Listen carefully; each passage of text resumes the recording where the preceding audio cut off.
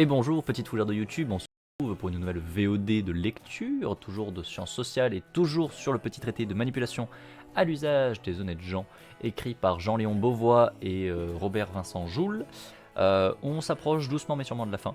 On est un peu plus de la moitié, hein, on est à, je dirais, 2/3 de la lecture qui a été faite.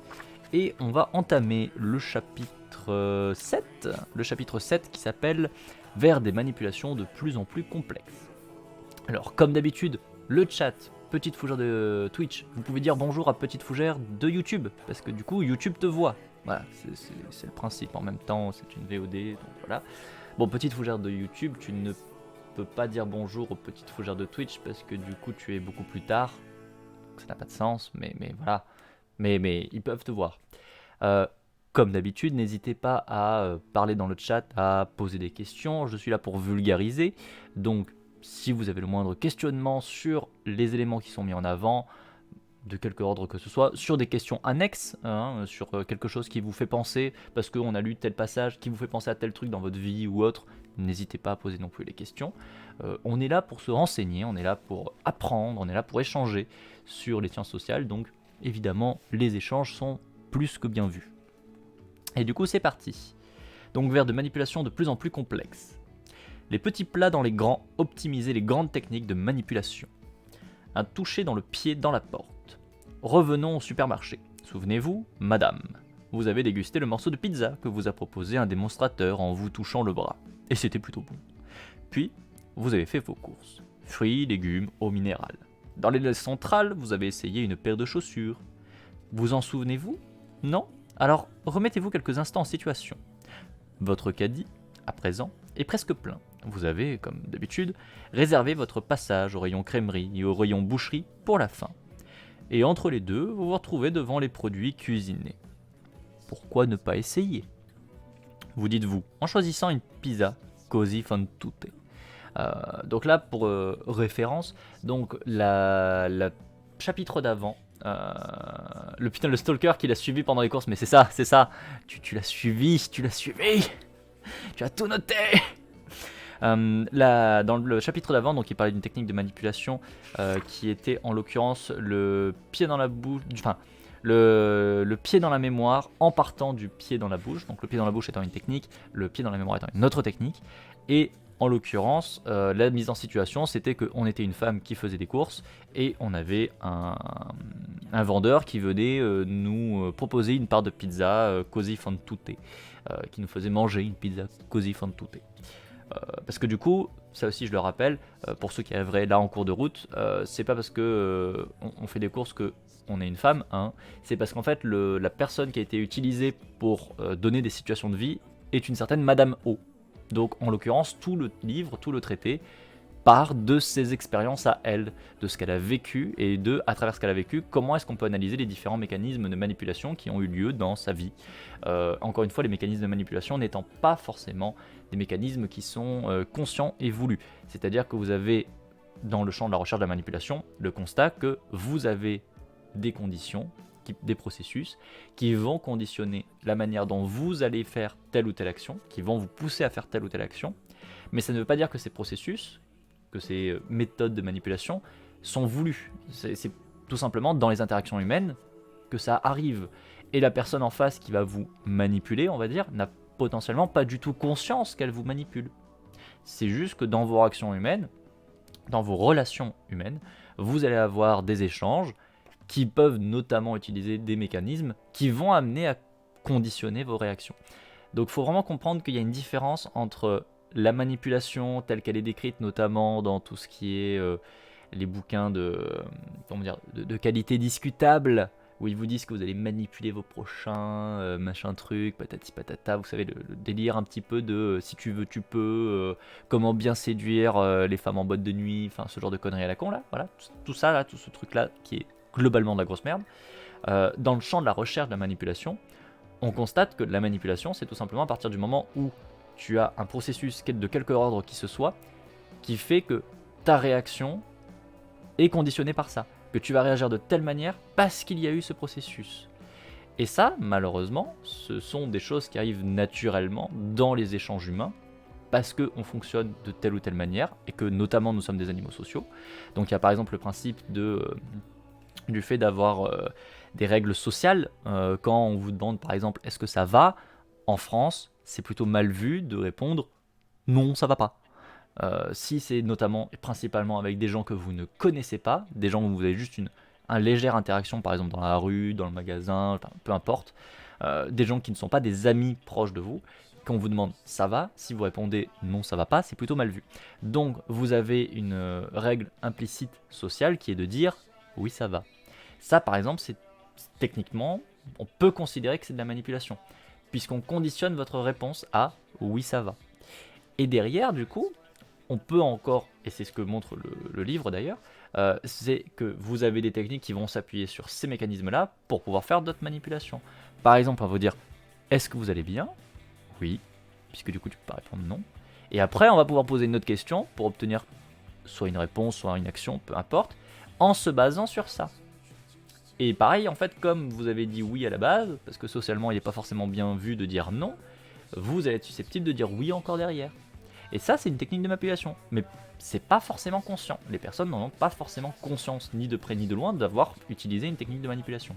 Et coucou, c'est Zeroy, j'espère que tu vas bien. Comment tu vas? Tu peux dire non, ça va très bien, merci. Et toi-même, j'espère que ça va bien au travail.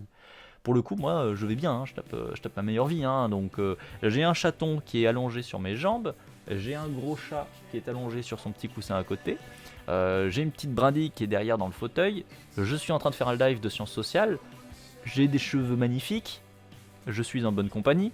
À un moment donné, je ne peux que aller bien. Je ne peux que aller bien. Du coup, je continue. Question. Pensez-vous que le fait d'avoir été touché au bras par le démonstrateur à l'entrée du magasin a pu vous influencer? Et la réponse, oui, probablement. Cette histoire de pizza nous a été directement inspirée par une expérience de Smith, Geyer et Willis en 82. Elle nous offre un bel exemple d'articulation de deux techniques de manipulation, celle du pied dans la porte avec demande implicite et celle du toucher. L'expérience se déroule dans un supermarché du Kansas City. Un expérimentateur, faisant office de démonstrateur, proposait un morceau de pizza de marque X à des personnes seules en train de faire leurs achats. Une fois sur deux, il en profitait pour leur toucher l'avant-bras. Ce simple contact physique suffit, comme on s'en doute maintenant, à augmenter significativement le pourcentage de personnes qui acceptent de goûter la pizza.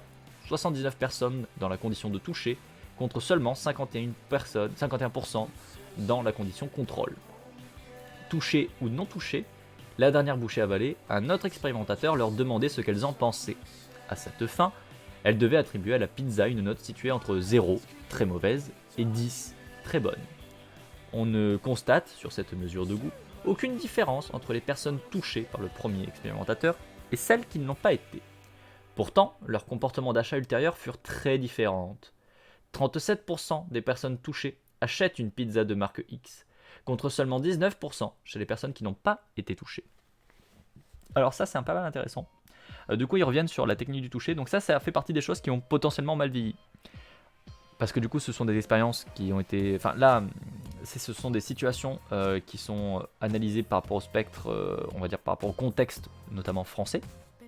Bon, là, c'est une expérience qui s'est faite du coup à Kansas City, donc aux États-Unis, mais qui a été également généralisée, on va estimer notamment en France, qui a été fait notamment par des gens comme Guéguen, qui sont donc des psychologues sociaux français, qui donc ont réutilisé ce même genre d'expérience qu'ils ont fait notamment dans les années 2000. Ils ont testé ce même genre de principe, et ça marchait. Le problème, c'est qu'aujourd'hui en France, je ne suis pas certain, je n'ai pas de preuves parce que du coup je n'ai pas fait de recherche dessus, et je n'ai pas la connaissance de recherches qui ont été portées dessus là récemment, mais potentiellement ça a changé. Pourquoi? Ça a changé potentiellement parce que notamment le principe du toucher implique qu'on vous touche. C'est logique, hein, c'est marqué dans le nom. Or, ça fait 2 ans qu'on se mange une grosse pandémie mondiale. Ça a déjà, niveau contact, je pense que potentiellement ça a eu un effet. On a vu très clairement qu'il y avait des effets, notamment avec le port du masque, qu'on a vu qu'il y avait des gens qui ne supportaient plus ou qui trouvaient anormal le fait de ne pas avoir de masque. Beaucoup de gens qui, pareil, ne font plus de contact physique, ou en tout cas beaucoup moins, et pour qui ça n'est pas forcément naturel d'en faire. Et ça, c'est vachement intéressant à noter. Et au-delà de ça, dans un deuxième temps, Vous avez pas mal d'évolutions sociétales qui sont en cours, notamment sur les 10 dernières années, parce que je rappelle que donc, cet ouvrage a été fait il y a à peu près 10 ans, et qui notamment viennent sur le fait que le toucher participe notamment à un système de domination. Et notamment dans notre société française, fort sympathique et occidentale, notamment de domination patriarcale, quand vous avez par exemple des gens qui vous tapent la bise, vous savez, et qui étonnamment vous tapent la bise si vous êtes une femme. Étonnamment. Par contre, si vous êtes un homme, il vous serre la main. Et potentiellement, toutes ces évolutions, à la fois à cause du contexte sanitaire, à la fois à cause des remises en question sociales, culturelles, potentiellement ça remet ça en question. Parce que du coup, ces mécanismes s'appuyaient sur un système qui potentiellement n'est plus le même. Et ça, il faut bien le prendre en compte dans les sciences sociales, c'est un truc qui est très souvent analysé et très souvent mis en avant par les sociologues ou par les psychologues sociaux. C'est que justement, les recherches qu'on fait à un moment donné ne sont pertinentes que sur une population et dans un contexte équivalent. C'est-à-dire que si vous faites une recherche en sciences sociales sur je ne sais pas quel groupe ethnique de je ne sais quel pays du monde, et que vous allez ensuite essayer de généraliser les résultats sur un autre groupe ethnique dans un autre contexte, dans un autre pays, ça n'a pas forcément de sens. Parce que s'ils n'ont pas les mêmes codes sociaux, et ben en fait votre recherche elle ne sert à rien. Vous ne pouvez pas généraliser le comportement d'un groupe sur un autre groupe, ça n'a pas de sens. Puisque justement, vous allez analyser un groupe, vous n'allez pas analyser autre chose. Donc c'est pour ça qu'il faut bien prendre en compte ces limites-là. Et potentiellement, les résultats que là on met en avant, notamment par le toucher, sont potentiellement plus vrais.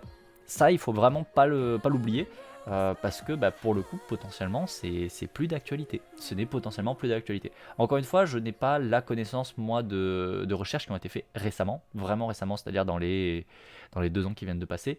Parce que de toute façon, c'est difficile d'avoir une expérience qui date dans les 2 ans, parce que généralement, quand vous faites une expérience dans les 2 ans, vos résultats vont être publiés au bout d'à peu près 2-3 ans. Parce que il faut le temps de faire la recherche, il faut le temps d'analyser les résultats, il faut avoir un peu de recul et ainsi de suite. Et pour l'instant, c'est très compliqué parce que la situation sanitaire, par exemple en France, la situation sanitaire mondiale est très récente et les répercussions sont encore en cours en fait. On peut difficilement les analyser parce que c'est encore en train de se mettre en place, c'est encore en train de bouger, c'est encore en train de changer. Mais voilà, je voulais faire un petit focus là-dessus et je continue. Nous sommes ici confrontés à 2 types de résultats qui peuvent parfois laisser pantois. Le premier concerne l'absence de lien entre l'évaluation d'un produit et l'achat de ce produit. En effet, les personnes qui sont touchées par l'expérimentateur ne trouvèrent pas la pizza meilleure que les personnes qui sont non touchées. Les évaluations moyennes sont strictement identiques dans les 2 cas, autour de 8,5 sur 10. Elles furent pourtant 2 fois plus nombreuses à acheter la pizza. Ce constat peut heurter celle ou celui qui ne suivrait que de loin les développements de la psychologie sociale. Il peut heurter un économiste et même un publiciste.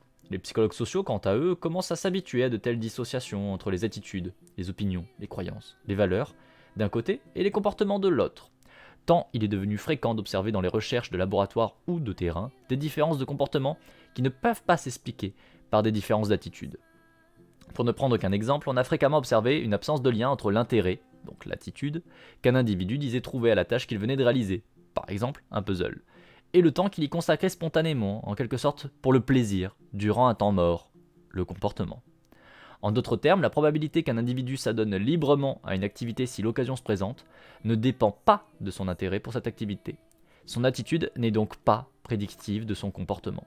Ça, c'est un point qui est très important, qui n'est pas encore forcément très mis en avant pour le coup, notamment dans cet ouvrage. Et pourtant, c'est un truc qui est très très très connu en sciences sociales et depuis pas mal de temps.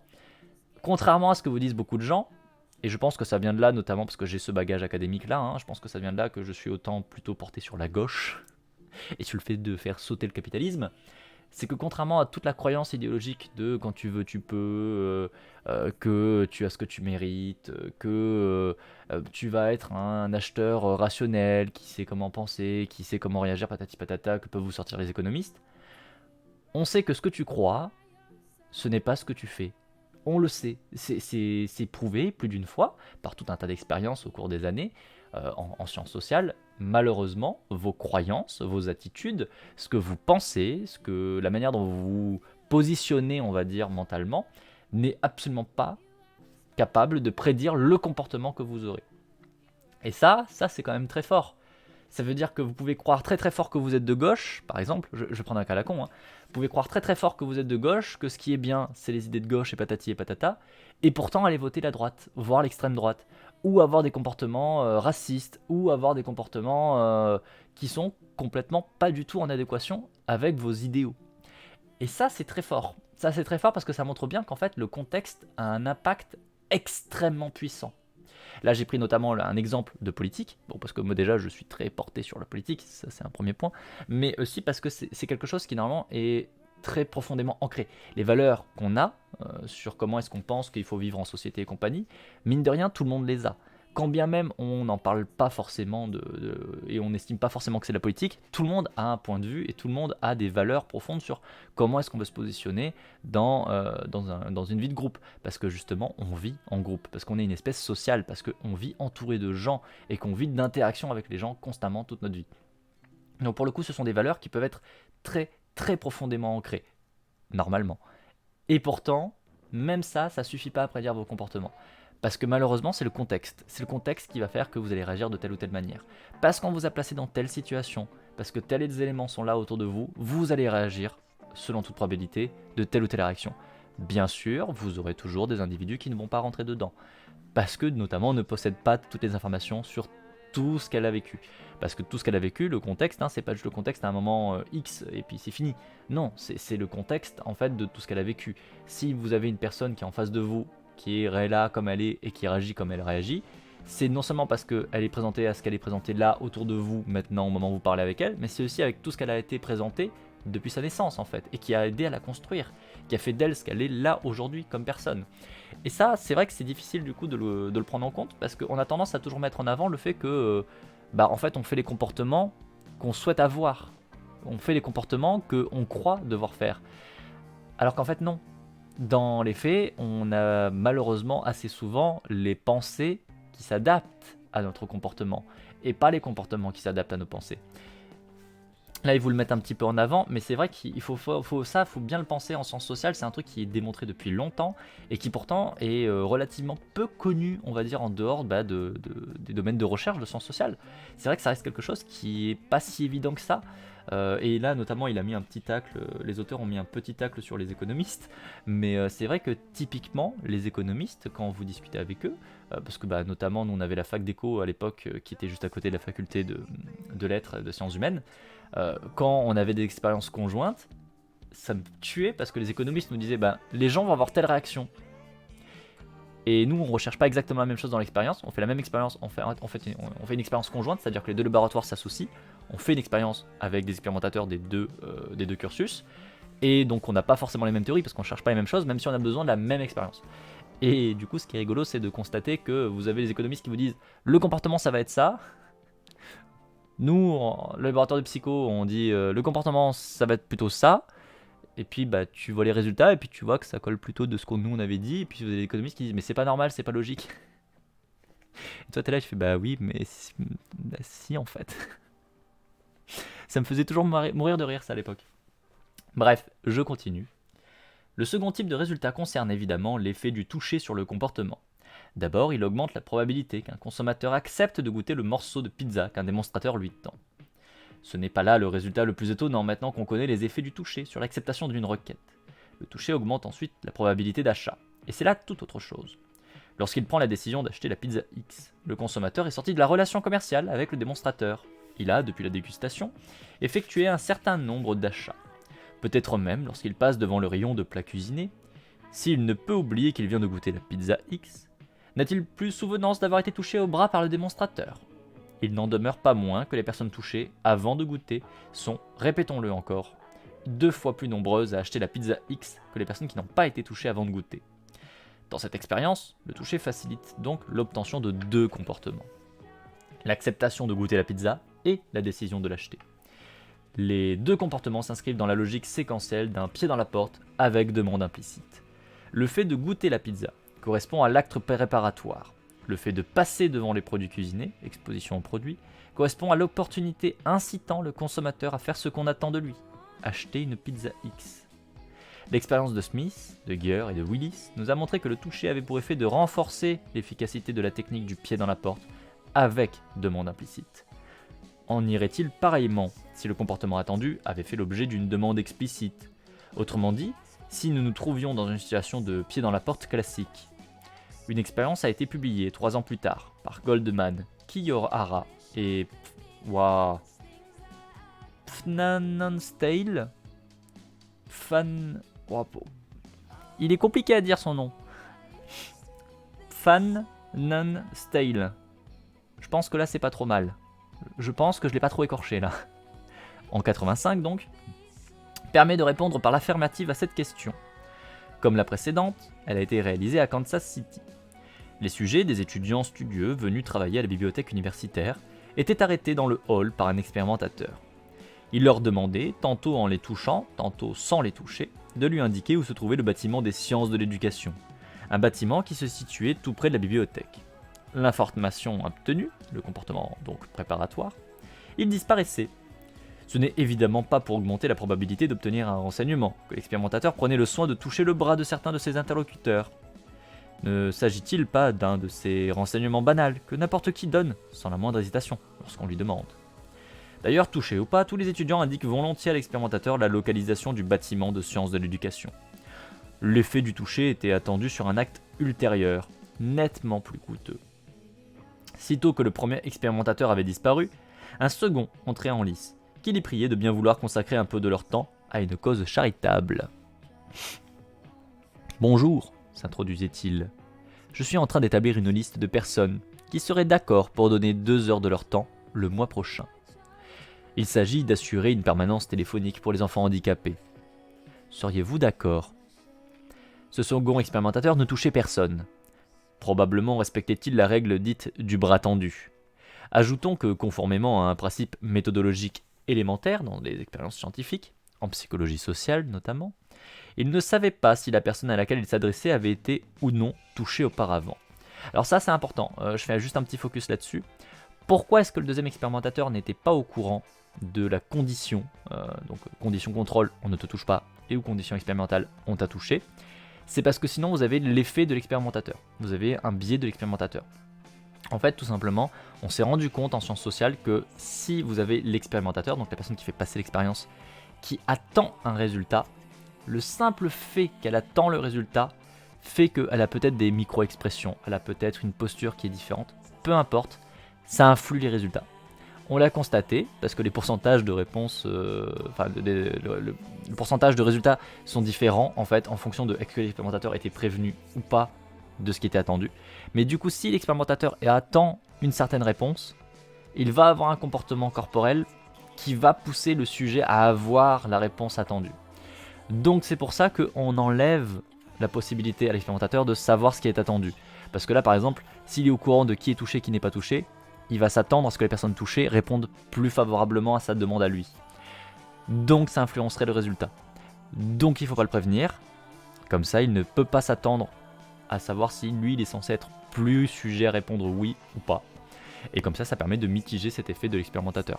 Et ça, c'est important à savoir, parce que c'est juste le simple fait de savoir, le simple fait de s'attendre à un résultat qui pousse le sujet à produire ce résultat, même si vous n'en avez pas conscience, ni en tant que sujet, ni en tant qu'expérimentateur. Mais le simple fait que l'expérimentateur sache à peu près ce qu'il doit s'attendre à avoir comme réponse, ça suffit à tout chambouler.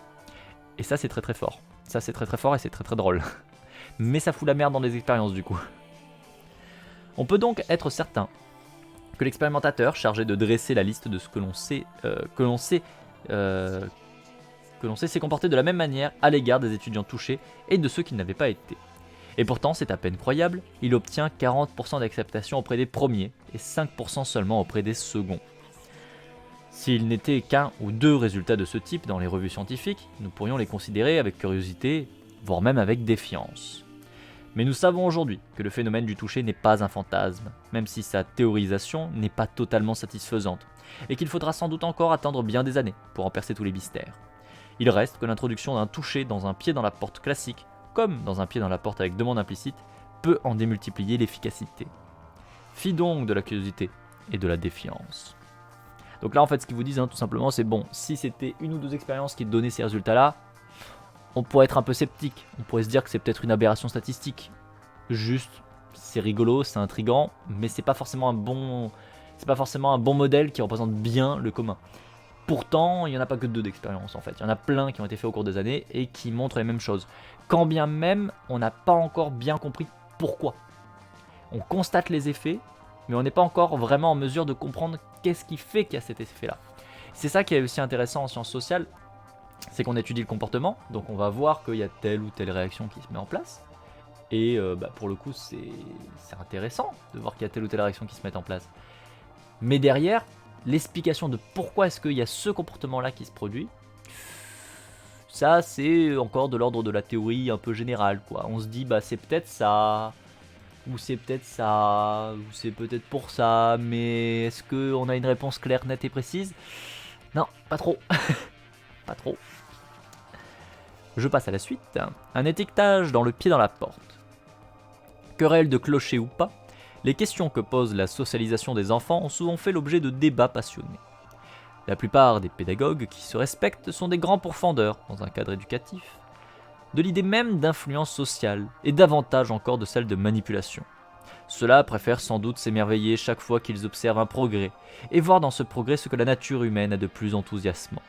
Quant à nous, nous devrions avoir honte en parlant d'étiquetage à propos d'élèves apprenant la propreté, là où ces pédagogues ne verraient que l'aide bienveillante apportée par l'adulte à l'enfant, en train de découvrir sa vraie nature d'enfant propre, contrairement à d'autres enfants qui ne le seraient pas. Là, si vous sentez un gros tacle sur l'éducation nationale, c'est normal. Oui, il est en train de taper bien vénère sur l'éducation nationale. Et le pire, c'est qu'aujourd'hui, on a un Blanquer, ministre de l'Éducation, qui est encore pire, mais pire que ce qui se faisait il y a 10 ans, parce que le bouquin a 10 ans. Le bouquin a 10 ans et tape sur l'éducation nationale française il y a 10 ans. Et aujourd'hui, on en est encore plus loin là-dedans. On est encore pire. On est encore bien pire. Nous devrions avoir honte de parler de nouveau d'étiquetage. Et pire, d'introduire l'étiquetage avec un pied dans la porte. Honte d'en appeler donc à l'effroyable technique de manipulation, pour parler des pratiques pédagogiques les plus belles et les moins critiquables. Toute honte bue. Une question qui, en matière d'éducation, en vaut d'autres. Comment inculquer à des enfants les valeurs de courage et d'altruisme? Plus précisément, comment faire en sorte qu'ils acceptent de souffrir un peu afin que d'autres enfants souffrent moins? Une piqûre, comme on a 10 ans, ce n'est rien. L'accepter librement implique une bonne dose de courage. Ça c'est marrant, ça peut un peu faire penser aux antivax. Peut-être, mais bon, voilà. Comment donc en faire en sorte que les enfants acceptent qu'une infirmière leur fasse une piqûre alors qu'ils n'en ont pas besoin? Nous allons voir que si l'on peut favoriser une telle acceptation en mettant en œuvre un pied dans la porte classique, on multiplie encore ses chances en y insérant un étiquetage. La recherche, Beauvois en 2001, expérience 2, se déroule en 2 phases. Dans une première phase, des élèves de CM2 sont invités par un chercheur à goûter une soupe fort peu ragoûtante, pour, soi-disant, permettre aux adultes de mieux connaître les goûts culinaires des enfants. Certains sont bien sûr laissés libres d'accepter ou de refuser cette invitation.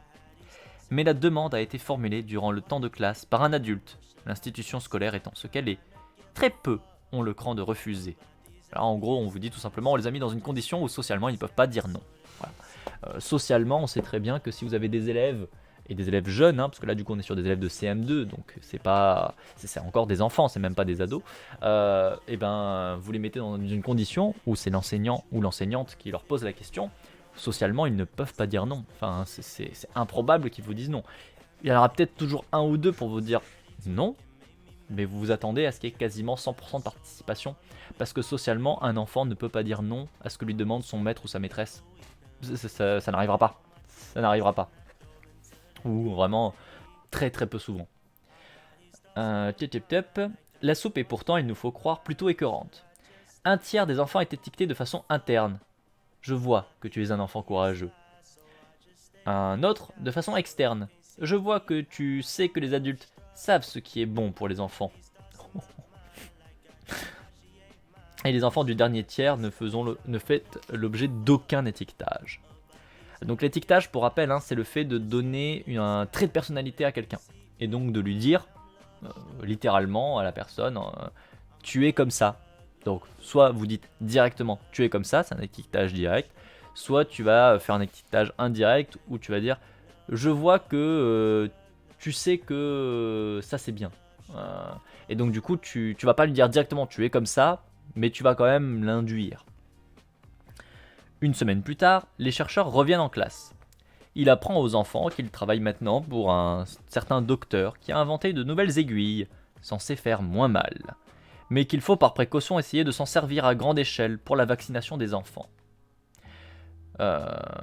Sont-ils d'accord pour essayer les aiguilles?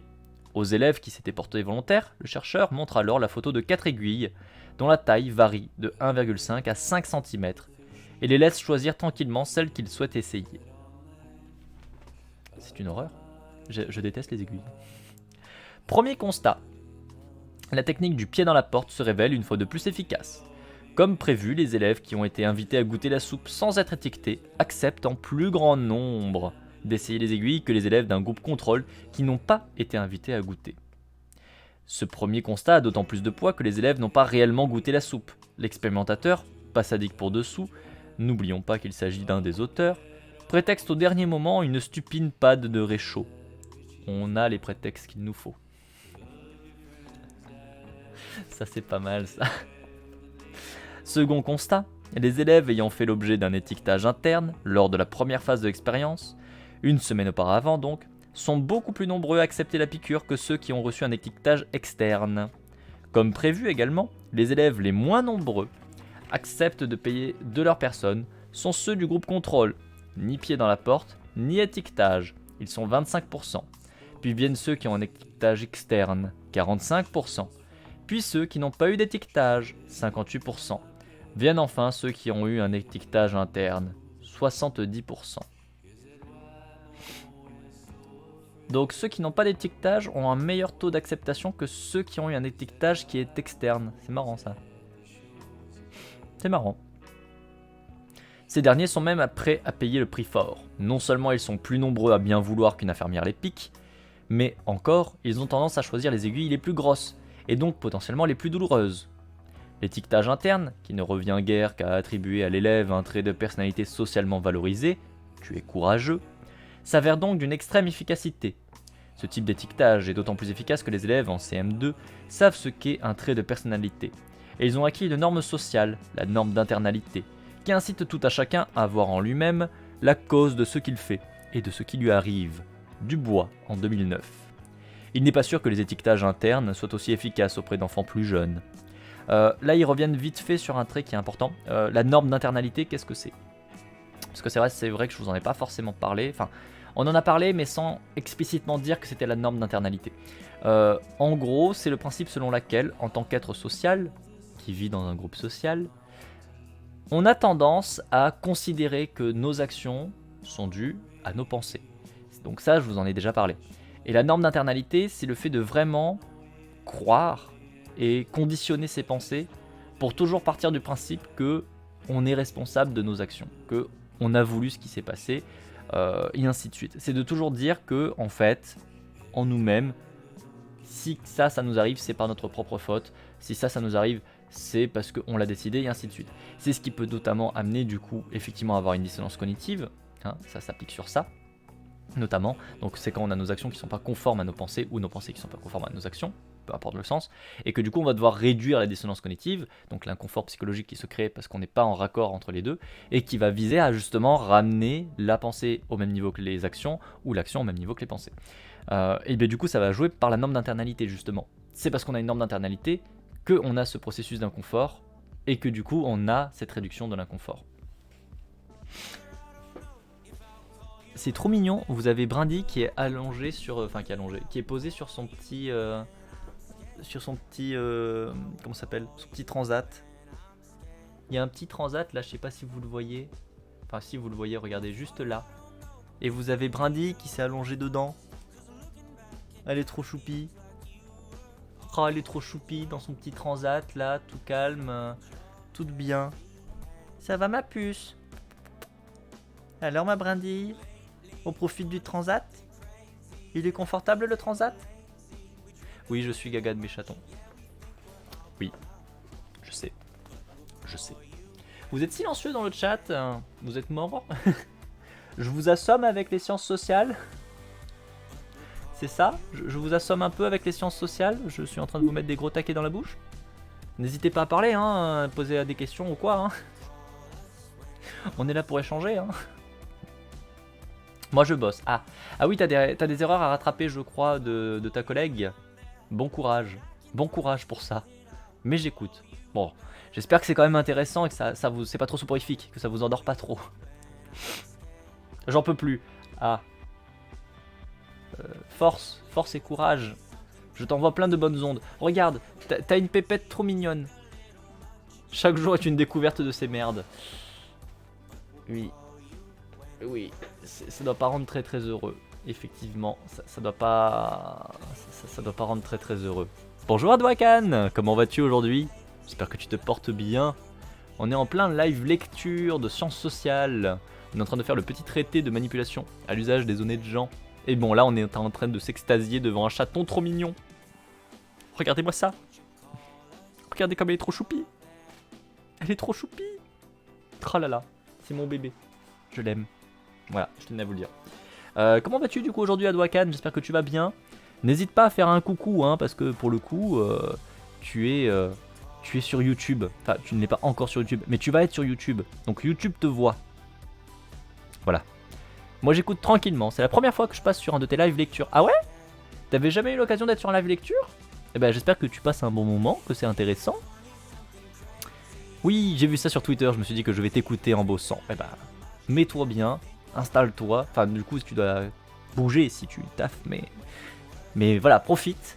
On est en train de montrer les mélanges de techniques de manipulation. Là, on est sur le chapitre où en fait, on va plus utiliser un seul type de manipulation. On va utiliser plusieurs types de manipulation en même temps pour voir si ça interagit bien ensemble en fait. Et donc là, plus particulièrement, on est sur l'étiquetage avec le pied dans la porte, si je ne dis pas de bêtises. Oui, c'est ça. Un étiquetage et un pied dans la porte. Donc ce sont deux techniques de manipulation différentes et qui là, en l'occurrence, sont utilisées en même temps pour pousser à réaliser un comportement. Je suis en train de supprimer des centaines de mails pour libérer de la place sur les serveurs et sauver le monde. Ça c'est beau. Ça c'est beau. Il faut supprimer ces mails. C'est vrai que c'est important. D'ailleurs, j'en profite. Hein, je vois qu'il brille. Comme toujours, quand vous voyez quelqu'un dans le chat qui brille, qui est shiny, qui a un petit diamant VIP, c'est que c'est quelqu'un de bien. C'est que c'est un ou une streameuse qui produit des lives que j'estime de qualité. N'hésitez donc pas à aller mettre un petit follow. Bon, Adwakan ne fait pas trop de live en ce moment parce que du coup il a repris le taf et que du coup bah, il a vachement moins de temps pour faire des streams. Mais c'est un bon streamer. N'hésitez pas à mettre un petit follow. Bonjour monsieur chat. Ça va? Tu es discret, c'est bien. Tellement discret hein, qu'il a baladé sur 50 cm le coussin en venant se jeter dessus. Un pépère. Oh oui que t'es beau. Je vais essayer d'en prendre un par semaine le vendredi soir. Ah ouais? Oh c'est cool ça. C'est trop bien. C'est trop bien. Bah j'espère que tu y arriveras du coup. J'espère que tu y arriveras. Bon, je me relance. Le fait qu'un étiquetage conduise des élèves de CM2 à se montrer courageux, au point d'accepter de souffrir sur l'autel de l'altruisme, pourrait être compris comme témoignant d'un puissant travail pédagogique ne pouvant qu'aider les enfants à mieux se connaître. On pourrait, en effet, penser que cette utilisation de l'étiquetage par un enseignant n'est jamais arbitraire, un enseignant sait ce qu'il dit, et qu'elle permet donc à l'élève étiqueté de mieux appréhender sa personnalité, en devenir ou ses tendances. Cette interprétation est d'autant plus facile que dans les expériences que nous avons évoquées, comme dans beaucoup d'autres, les étiquetages sont dispensés par des adultes incarnant l'autorité, voire la toute-puissance, et qui ne peuvent, aux yeux des enfants, que tenir un langage de vérité, notamment à leurs endroits. Alors là, notamment, ce que les auteurs sont en train de faire, c'est qu'ils mettent un très gros taclé, discret et subtil, mais sur l'éducation nationale au niveau de si tu dis à un gamin qu'il est de telle ou telle manière, tu l'inscris dans sa tête, en fait, parce que tu représentes l'autorité pour lui. Donc, si vous réfléchissez 30 secondes, littéralement, ils sont en train de critiquer le fait que quand tu es un enseignant, tu es un être humain avant d'être un enseignant parfait, hein, parce que le coup de on pourrait croire que tu es un enseignant qui sait ce qu'il dit, patati patata, c'est très clairement de l'ironie. Hein. Alors, l'étiquetage, c'est le fait d'assigner un trait à quelqu'un. Typiquement, là ce qu'ils ont fait, c'est que pour obtenir un certain comportement, avant de demander le comportement, ils ont dit aux enfants, parce que du coup c'est une expérience qui se passe avec des élèves de CM2, ils ont dit à certains enfants, donc l'étiquetage, tu es quelqu'un de courageux, je sais que tu es un enfant courageux. Est-ce que tu veux bien faire et après c'était goûter une soupe dégueulasse, en l'occurrence. Mais ça c'est pour l'expérience, c'était juste pousser les enfants à accepter de goûter une soupe qui avait vraiment l'air dégueulasse. Et du coup le principe c'est que soit on te fait le groupe contrôle, tu n'as pas d'étiquetage, c'est-à-dire qu'on te dit juste directement est-ce que tu acceptes de goûter de la soupe, ou alors on te mettait un étiquetage, tu es un enfant courageux, je sais que tu es un enfant courageux, est-ce que tu veux bien goûter la soupe? Ou après tu avais encore une troisième méthode qui, alors là c'est un étiquetage direct, ce que je viens de dire, et tu as l'étiquetage indirect qui est je sais que tu sais ce que les adultes... Non, ça attends, c'est je sais que tu es un enfant qui sait que les adultes pensent le mieux pour toi. Est-ce que tu veux bien goûter la soupe qui a l'air dégueulasse? L'étiquetage indirect en fait c'est que tu ne vas pas directement dire tu as ce trait de personnalité, tu vas sous-entendre que tu as ce trait de personnalité. Et donc là en l'occurrence l'étiquetage indirect c'était que comme du coup tu dis à l'enfant je sais que tu sais ce que les adultes ne font que des choses bien, en gros tu assignes à l'enfant l'idée qu'il va respecter l'autorité. Mais donc du coup c'est indirect. Tu ne dis pas à l'enfant je sais que tu obéis. Tu dis à l'enfant je sais que tu dois obéir.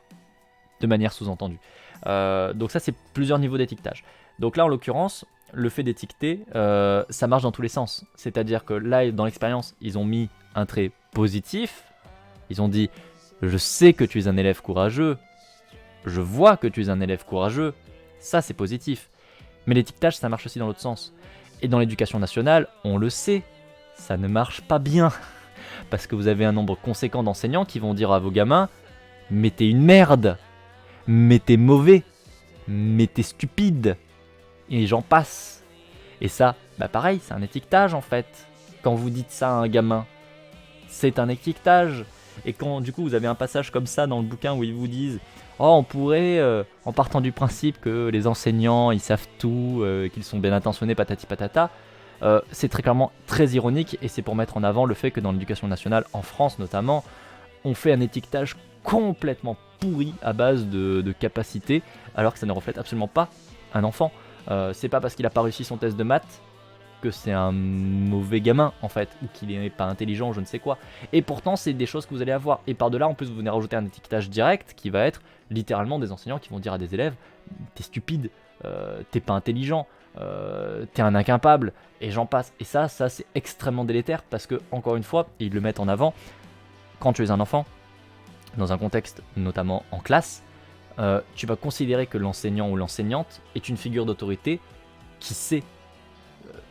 On a plein d'exemples de gamins de tout âge, mais surtout les plus jeunes notamment, qui quand ils parlent de leur enseignant ou de leur enseignante, bah, vous sentez que vraiment c'est l'enseignant, c'est l'enseignante, il sait tout.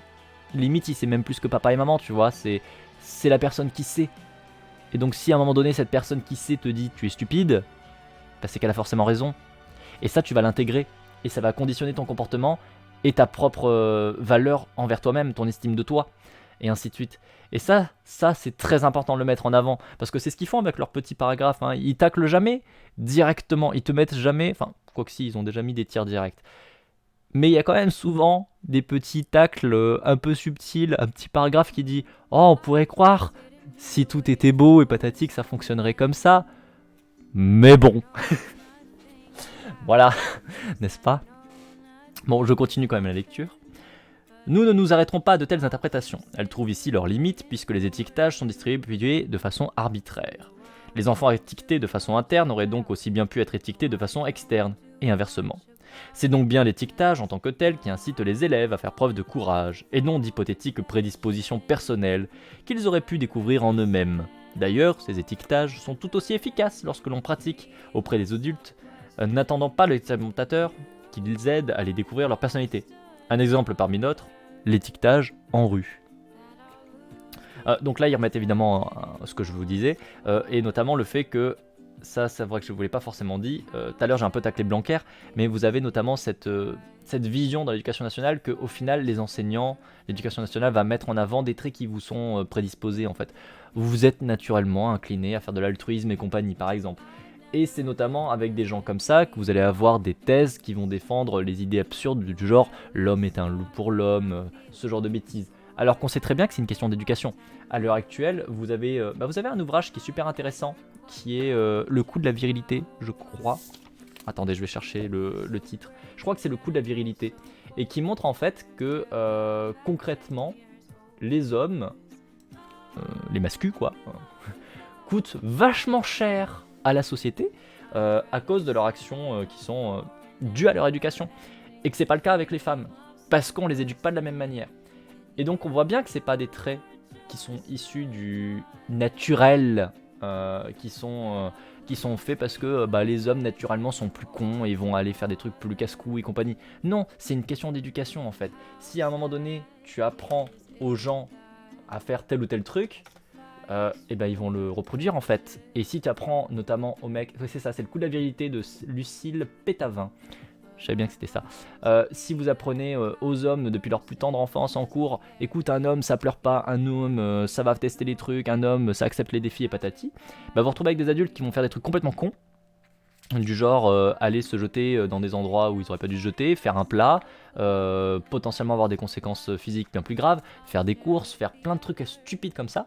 Alors qu'au contrario, comme on apprend aux femmes à être douces, gentilles, à répondre, à ne pas répondre, à obéir, ainsi de suite, elles sont moins sujettes à aller faire des trucs comme des défis, ainsi de suite. Et du coup, on constate que de fait, c'est une éducation sociale, l'éducation de genre sociale, qui induit des comportements plus ou moins dangereux et qui ont un coût sur la société. Parce que du coup, le coût de la virilité, notamment, étudie les conséquences monétaires de la virilité.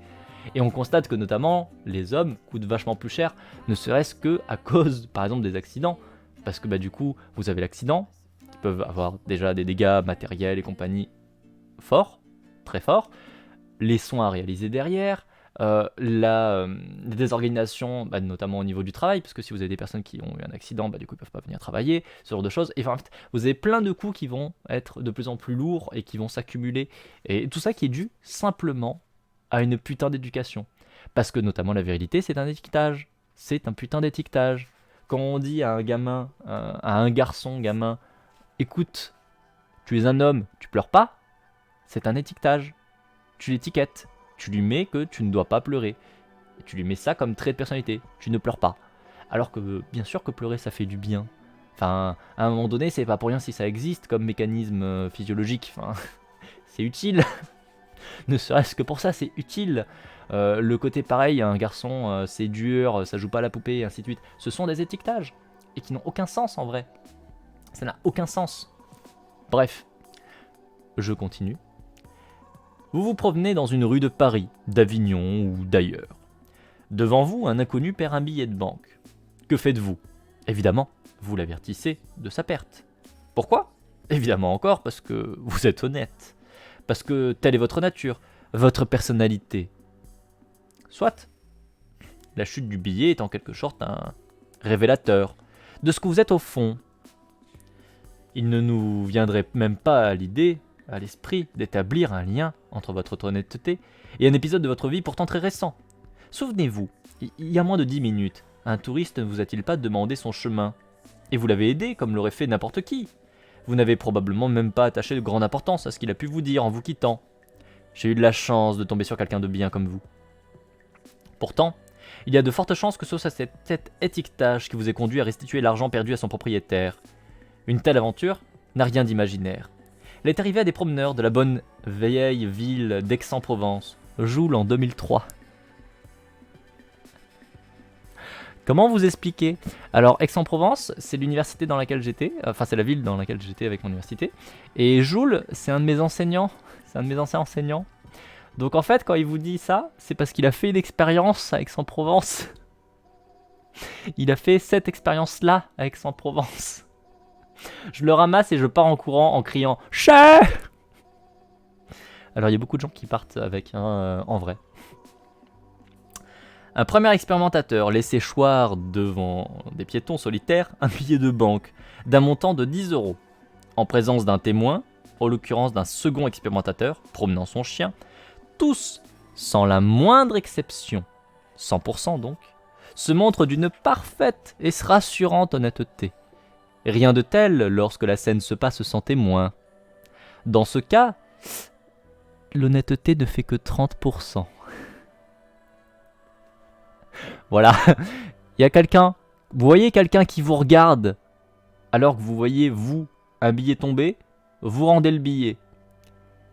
Par contre, le billet tombe et vous voyez personne qui vous regarde. Là, bon, voilà, vous avez 7 personnes sur 10 qui partent avec le billet, quoi. Oups. Oups. La grande majorité d'entre eux mettent donc le billet dans leur poche. C'est-à-dire à quoi tient leur honnêteté. Il s'en faudrait pourtant de peu de passer de 30 à 69%. Et ce peu tient à un pied dans la porte avec demande implicite et étiquetage. Quelques minutes auparavant, un troisième expérimentateur, en habit de touriste, lunettes noires et coup de soleil, s'est adressé au promeneur en ces mots. « Excusez-moi, pourriez-vous m'indiquer où se trouve l'office du tourisme ?» L'information obtenue, il avait tout simplement ajouté « Merci, j'ai eu beaucoup de chance de tomber sur quelqu'un comme vous. Vous êtes vraiment quelqu'un de bien. » Voilà, juste sans qu'il y ait quelqu'un pour vous regarder. Mais si vous avez eu un touriste juste avant qui vous a demandé un renseignement et qui vous a dit merci, vous êtes quelqu'un de bien, vous êtes plus à 7 personnes sur 10 qui se barrent avec le billet, vous êtes à 7 personnes sur 10 qui donnent le billet, qui redonnent le billet. C'est fort, c'est fort. Voilà, la majeure partie des gens qui le ramassent et s'en vont. C'est plus l'honnêteté, c'est la peur du jugement. Tout à fait, tout à fait. Non, mais ils font preuve d'une ironie sans nom. Hein. De toute façon, Joule, il était comme ça. Joule, il était comme ça pour vous. Je vais vous raconter une petite histoire. Vous avez Joule qui nous faisait un cours sur la figure d'autorité. Et à quel point on est prêt à accepter et à adopter des comportements, on va dire, qu'on n'aurait pas fait naturellement, parce que c'est une figure d'autorité.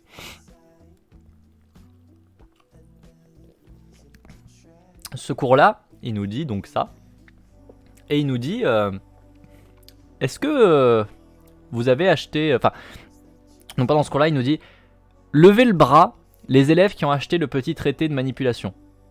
Donc le livre qu'il a coécrit.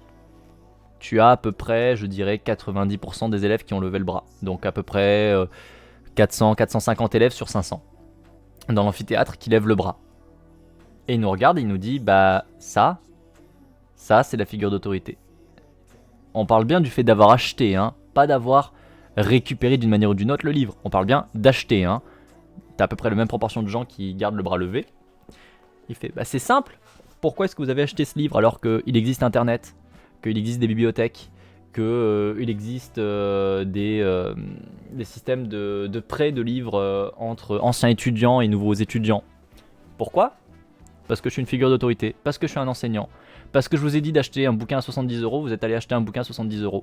Alors que vous êtes étudiant et que potentiellement, vous êtes précaire, que potentiellement, bah, ça sera quelques repas en moins, mais vous l'avez acheté parce que en tant qu'enseignant, vous m'accordez une figure d'autorité qui fait que si je vous dis d'acheter un bouquin, vous achetez un bouquin, même s'il a un prix indécent.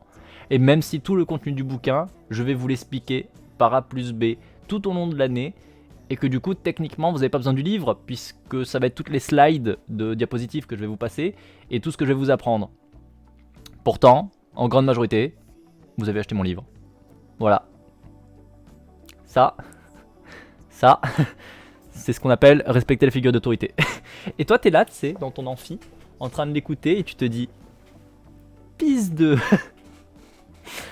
Ah, j'ai acheté un bouquin 70€ pour entendre le prof qui m'a dit d'acheter le bouquin de 70€. En fait, c'est juste pour vous montrer et vous démontrer que vous respectez l'autorité. Voilà, concrètement, je me fous de votre gueule. Devant vous. Voilà, ça c'était mon prof. Ça, c'était Monsieur Joule. Il était bien, hein. En vrai, il était trop bien comme prof. Mais c'est vrai que ce coup-là, je l'ai mauvaise. Et même 10 ans après, je l'ai toujours mauvaise. Dites-vous que même 10 ans après, je l'ai toujours mauvaise. Voilà. Mais ça montre bien certains principes. Ça a le mérite de démontrer les trucs. A minima. Envoie-lui tes vidéos en lui disant je gagne des sous via les lives grâce à votre bouquin. Cher. Il me dirait bravo. En vrai, il passe son temps à critiquer. Oh, Azalaïs, coucou, bonjour. Bienvenue. Bah décidément, tu me rinces en raid. Merci beaucoup, bienvenue. Bienvenue. Bienvenue. Bonjour Luxon, merci énormément du follow. Coucou Mine, comment vas-tu? Bonjour Lordiane, bienvenue, bienvenue. Au moins ça te marque bien et tu as bien retenu la leçon. Non mais tout à fait, tout à fait, tout à fait, tout à fait. Bah du coup, comment est-ce que vous allez bien? Vous êtes sur YouTube, voilà, vous pouvez dire bonjour à YouTube. Oui, t'as vu mes cheveux? T'as vu comme ils sont beaux, putain? Ah, je suis trop heureux. Voilà, j'aime beaucoup, beaucoup mes cheveux. J'aime beaucoup mes cheveux. Voilà, je l'avoue. Voilà. Ou Tendu va pas tarder à être vaincu. De quoi? Pourquoi est-ce que Tendu va être... Ah oui, le boss. Eh oui, oui, oui. Mortak, il a un look steampunk, moi je trouve. C'est vrai. C'est vrai. Pour les raids, tu stream aussi le matin. Ou on va dire le matin, ouais. Officiellement, on va dire que c'est le matin. Disons que je commence le stream le matin. Ça, c'est vrai. Et puis après, des fois, j'oublie un peu de couper le stream. Et puis après, il est 17h. Mais bon, vous savez, la vie, le stream, les heures, qu'est-ce que c'est finalement, hein. Voilà. Et finalement, quelque part dans le monde, il est toujours le matin. Ça passe. Ça passe. En vrai. En vrai, ça passe. C'est presque bon. On peut dire que c'est un peu le matin finalement. Voilà, il est toujours le matin quelque part, donc c'est bon. C'est vrai ça, tu n'as qu'à pas stream le matin aussi. Mais non, mais moi je suis très content d'avoir des raids, en plus j'aime beaucoup Azalaïs. Bon par contre c'est vrai que je peux pas du coup souvent la regarder en stream. C'est le problème. C'est le problème. On a battu la ligue aujourd'hui. Ah, ça c'est bien. Et oui, parce que du coup Azalaïs donc stream effectivement tous les matins. En tout cas très souvent le matin. Et elle vous fait en ce moment du Pokémon. Alors je sais plus lequel par contre. Je ne sais plus lequel. Diamant ou un truc comme ça? Peut-être. Oh, j'ai une mémoire de poisson rouge, ça me rend triste. On a attrapé Suicune. Cristal. Merde. J'étais presque. Qu'est-ce que Suicune? Je suis pas très bon en Pokémon. Du coup, je sais pas trop ce que c'est. Je suis désolé, je me fais attaquer par un chaton qui ronronne. J'espère que vous aimez les ronrons. Et elle est trop choupie. Voilà. Qu'est-ce que tu fais, ma puce? Non, non, t'as pas le droit d'aller par là-bas. Non. Vous avez vu comme il est trop choupi. C'est un dogo légendaire de cristal. Oh. Et moi j'ai toujours été plus chat, mais c'est vrai qu'un petit dogo, c'est mignon. C'est mignon. C'est mignon. Hilda. Oui, Hilda, la série. La série animée trop bien. Twig. Twig? Pourquoi Twig? Qu'est-ce que Twig? C'est une queue. Je le dis si je te dérange, petit chaton. Twig, c'est peut-être Brindille. Ah, le nom du chat. Oui, Brindille. Alors, c'est pas du tout à cause de... Oui, c'est le renard cerf, voilà, d'accord. Bah, comme je la regarde en français, c'est Brindille, du coup j'ai Brindille en tête, j'ai pas Twig. Mais oui, déjà, la série est trop bien. D'ailleurs, si vous avez pas vu Hilda, franchement, allez la voir, parce que elle est trop bien. Elle est trop bien. Avec Anémone, on a commencé à regarder Hilda. Enfin, non, pour être précis. Anémone a commencé à regarder Hilda. J'étais en train de faire des trucs. J'ai lâché tout ce que j'avais. On s'est mis dans le canapé, on a regardé toute la série ensemble. C'était trop bien. C'était trop bien. C'était trop bien. Et j'attends impatiemment la prochaine saison, du coup. C'est sur Netflix, si je dis pas de bêtises. Il me semble très fortement que c'est sur Netflix. Top, je vais aller voir vite fait. Il y a 2 saisons, je crois. 2 saisons ou 3 saisons. Et il y a la prochaine qui arrive. Hilda. Tac. Il y a 2 saisons. Oui, ma puce. Mais oui, je t'aime. Oh, je t'aime. Oh, vous avez vu, elle me fait des câlins. Elle me fait des câlins. Oh, t'es trop choupi, ma puce. Oh, que t'es la plus belle des brindilles. Pardon, je suis gaga de mon chaton, mais elle me fait des câlins. Bah oui, ma puce. Bah oui. Bah, t'es la plus belle. Bah, que t'es la plus belle. C'est la plus belle. Est-ce que vous avez déjà dit que ma brindille, c'était la plus belle? Moi, que tu es la plus belle. Je l'aime. Pardon. Mais du coup, ouais, c'est trop bien. C'est du coup une série animée qui va vous retracer les aventures de Hilda et de Brindille. Donc Hilda, c'est l'héroïne, et Brindille, bah, c'est son renard cerf de compagnie. Et en fait, elle va être dans un monde un petit peu fantastique. Vous avez plein de petits mystères, de petites créatures et compagnie. Et franchement, c'est trop bien. C'est juste trop bien. Je pensais pas spécialement, parce que moi je suis pas trop série, je suis pas trop film, série, ça c'est vraiment le domaine plutôt d'Anemone.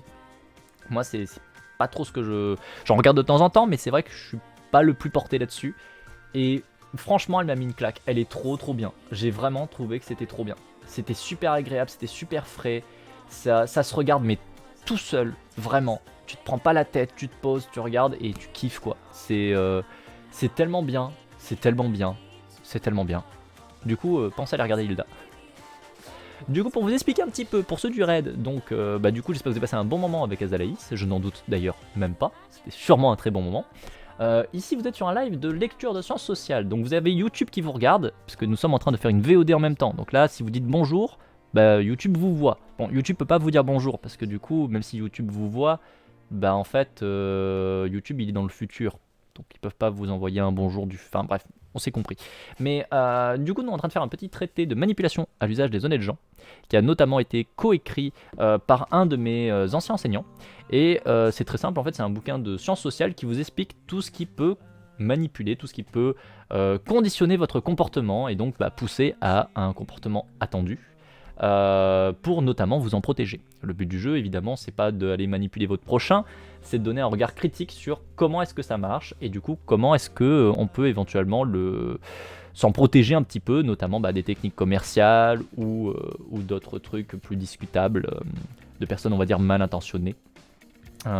Et donc là notamment on avait les auteurs qui mettaient un petit taclé sur l'éducation nationale, au calme, genre posé.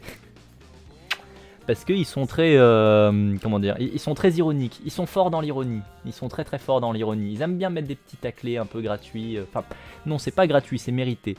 Essaye pas de manger mes boutons s'il te plaît. Elle essaye de manger mes boutons de chemise, c'est pas... Ça se mange pas les boutons de chemise, ça se mange pas. Par contre je pense qu'on va être bloqué par un chaton, parce qu'elle a l'air d'avoir envie d'avoir des câlins, c'est un truc de fou. Pépette, tu ne peux... Non. Elle veut des câlins, donc je vais faire des câlins. Mais du coup, vous allez bien ce matin? Quoi de beau? Du coup, Mine, vu que t'es là, t'es en repos aujourd'hui? Tu travailles pas? Tchoup. Il y a sa petite queue, elle est toute mimi. Oh, je l'aime mon chaton. Je l'aime tellement mon chaton. Même si elle me met des coups de queue. Ça, c'est un livre, on ne mange pas le livre. S'il te plaît. Ça serait gentil. Je suis dans NTT. Qu'est-ce que NTT? C'est quoi NTT? Télétravail? Je suis dans le télétravail? Je suis en télétravail? Peut-être? Ah, en télétravail. Ah, oui, voilà, d'accord. En fait, le dent au milieu, j'ai pas compris, du coup, je me disais, pourquoi il y a un dent dedans? Qu'est-ce que tu fais, chaton? T'es un peu relou. S'il te plaît. C'est un bureau. C'est fait pour les humains. Non, ma puce. Elle est trop mignonne. Comme d'habitude, Lurk Mode Activated. Coucou Tendu, j'espère que tu vas bien aujourd'hui. Je suis désolé, tu vas bientôt te faire casser la gueule, Tendu. Ah là là, je te préviens, hein. Je sais pas si tu m'entends, si t'es juste en Lurk avec le son désactivé ou pas, mais tu es le boss actuellement. Ah, tu m'entends. Tu es le boss actuellement, tu sais, à chaque fois qu'il y a un follow, un sub, des bits ou quoi, il y a le boss qui prend des dégâts. Tu es le boss, et j'avoue que là, tu commences à être bas en vie, hein. Je suis désolé, hein. C'est bientôt la fin. Je pense que bientôt ils t'ont tué. J'espère que ça va aller. Ouais. Woot, rip me, ouais, voilà, c'est ça. Ça apparaît que en haut à gauche, en fait. Ça apparaît en haut à gauche à chaque fois que... Mais oui, la minette, elle est trop choupie. Elle est là depuis tout à l'heure, elle me fait des câlins. Elle est là en mode aime-moi, fais-moi des bisous. Oh, elle va me faire des petits coups de tête aussi. Oh, mais elle est trop choupie. Oh mon dieu, est-ce que t'es trop choupi? C'est trop choupi. Bah oui que t'es trop choupi. Oh là là là là là là. Oh ça, je l'aime tellement. En fait, avant que je me remette à bosser, oui. Non, ça c'est mon collier. Ça, c'est mon collier. On ne mange pas mon collier. Rock Trader, ça continuera. Bien sûr, oui, oui, il faut juste que je mette des dates. Et j'ai pas trop eu le temps. Parce que j'ai beaucoup de choses en ce moment qui se chevauchent. Mais oui, oui, oui, ça va continuer Rock Trader. Il faut que notamment je vois avec la goupille, qui d'ailleurs est là quelque part dans le fond, quel jour lui convient le mieux, mais je pense que ça sera le vendredi soir, samedi soir, hein, dans tous les cas, ou samedi après-midi, à voir. Et après, je vous ferai un sondage sur le Guilded pour établir la prochaine date, pour la prochaine partie de jeu de rôle. Maintenant que la session 0 est faite, j'ai hâte de foncer dans l'action. Y a pas de souci, y a pas de souci. Du coup, il faut juste que je vois avec la goupille quel jour lui va le mieux. Parce qu'il me semble que pour vous, globalement, c'est plutôt le vendredi soir. Mais pour Anémone, ça serait plutôt le samedi. Parce qu'elle aimerait pouvoir se reposer le vendredi soir, après sa semaine de taf. Donc ça va dépendre de la goupille, si elle préfère le vendredi soir ou si elle préfère le samedi. Si elle préfère le samedi, bah ça sera plutôt le samedi que je vous proposerai. Doodle, non, en fait, sur le Guilded, tu as une fonction sondage où je peux vous mettre des jours directement. Donc, en fait, directement dans le sujet forum de Rock Trader, on pourra mettre les dates et ça sera plus simple. Ça dépend les week-ends. Ok. Après, je sais aussi que là, en ce moment, Céron, par exemple, qui est donc un des joueurs, est pas trop dispo non plus. Genre pas du tout, du tout. D'ailleurs, c'est pour ça qu'on le voit pas trop sur le live depuis peut-être 2 semaines. Donc là aussi, c'est pour ça que je me suis pas spécialement précipité pour vous remettre des dates. C'est que je sais que y a plusieurs personnes qui sont pas forcément là tout de suite au petit pour relancer là maintenant tout de suite le jeu de rôle. C'est pour ça. C'est moi ou il y a plus de musique? Non, c'est juste qu'elle met du temps à démarrer. Ok. Bon, je vais me recentrer sur la lecture quand même, hein, parce que bon, ça fait une petite aparté en plein milieu de la VOD, mais on va se recentrer sur les techniques de manipulation. Et effectivement, les chats sont machiavéliques parce qu'ils sont très forts pour la manipulation, parce qu'ils sont trop mignons. Là d'ailleurs, techniquement, elle est là-bas. Regardez comme elle est choupie. Elle est trop choupie. Ma puce. Petite brindille. T'es trop choupi. On va s'allonger, hein? Ah bah oui qu'on s'allonge. Ah bah oui. Le petit coussin. Le petit coussin tout agréable, hein. On se met bien, hein. Ça a l'air dur la vie de chat, hein. Ça a l'air dur la vie de chat. On se relance en sciences sociales. C'est parti pour la suite. Donc, pour vous remettre en situation pour ceux qui viennent notamment du live, donc on expliquait une technique, enfin pas une technique mais une expérimentation. Dans laquelle en gros vous aviez quelqu'un qui faisait tomber un billet et on voyait les pourcentages de gens qui rendaient le billet en fonction de certaines conditions. Première condition, tu as quelqu'un qui te regarde et là étonnamment tous les gens rendent le billet qui tombait. Probablement parce qu'il y a quelqu'un qui te regarde, n'est-ce pas? Tu as une deuxième condition dans laquelle tu ne vois personne qui te regarde. Bien sûr, tu es observé notamment par des caméras, mais tu ne vois personne qui te regarde quand le billet tombe. Là, vous avez seulement 30% des gens qui rendent le billet. Et ensuite, vous avez une troisième condition, qui est celle qui nous intéresse, qui est une condition dans laquelle, avant ça, vous avez quelqu'un déguisé en touriste qui vient vous voir, qui vous demande un renseignement, et qui vous remercie en plus vous disant « Merci, j'ai eu beaucoup de chance de tomber sur quelqu'un comme vous êtes vraiment quelqu'un de bien », ce qu'on appelle un étiquetage. En gros, on vient assigner à une personne un trait. En l'occurrence, quelqu'un de bien. Et là, à ce moment-là, à la condition où personne ne nous regarde, mais qu'on a été étiqueté avant, on a 70% des gens qui rendent le billet. Donc, il y a un effet non négligeable de l'étiquetage qui est présent, puisqu'on passe de 30% à 70%, ce qui n'est pas quand même rien. Et donc, on va pouvoir continuer l'explication de l'expérience. Son rôle s'arrêtant là, le rôle du compère, hein, celui qui vient déguisé en touriste demander un renseignement, il s'était alors fondu dans la foule des badauds. La scène relative à la perte du billet de banque se déroulait un peu plus tard, évidemment sans témoin, au coin de la rue suivante, avec pour protagoniste un autre expérimentateur. L'efficacité de la procédure est bien due ici à l'articulation des deux techniques utilisées. Le pied dans la porte, avec demande implicite d'une part, et un étiquetage d'autre part. L'acte préparatoire du pied dans la porte revient à renseigner un inconnu. Quant à l'étiquetage, il est réalisé par une attribution de valeur. Vous êtes vraiment quelqu'un de bien. Le comportement attendu correspondant, évidemment, au signalement de la perte du billet de banque. Le pied dans la porte seul ne donne pas lieu ici à un effet significatif. Le taux de restitution de l'argent ne dépasse guère 40%. Donc le pied dans la porte, c'est juste le fait de venir demander un service. Sans mettre l'étiquetage. Juste, vous avez quelqu'un déguisé en touriste qui vient et qui vous dit bonjour, est-ce que vous pouvez, s'il vous plaît, m'indiquer tel truc? Merci, point. Et ça s'arrête là. On ne met pas la phrase en plus de merci, vous êtes vraiment quelqu'un de bien. Ça, on l'enlève. Et à ce moment-là, on n'a que 40% des gens qui vont redonner le billet. Sauf que entre 30 et 40%, ce n'est pas significatif. C'est-à-dire que ça peut être dû à plein de variations qui font que, tout simplement, vous avez là eu 2 personnes en plus qui ont rendu, et là vous avez 2 personnes en moins qui ont rendu, mais c'est un peu le hasard. Commencer par un petit service et puis continuer, ça me rappelle mes cours. Ah bah c'est le principe du pied dans la porte, hein. Tu demandes un petit peu pour obtenir beaucoup. Et puis après tu as évidemment la porte au nez qui est tu demandes beaucoup pour avoir un refus, pour derrière demander un petit peu, enfin, en tout cas moins, et obtenir. Parce que du coup la personne va notamment se sentir redevable parce qu'elle t'a dit non. Et donc là on est dans la partie où on mélange en fait les techniques. En l'occurrence, là, c'est le pied dans la porte mélangé avec l'étiquetage. Donc l'étiquetage, c'est tout simplement mettre une étiquette à quelqu'un, comme je vous l'ai dit, et du coup, ça influence forcément le comportement.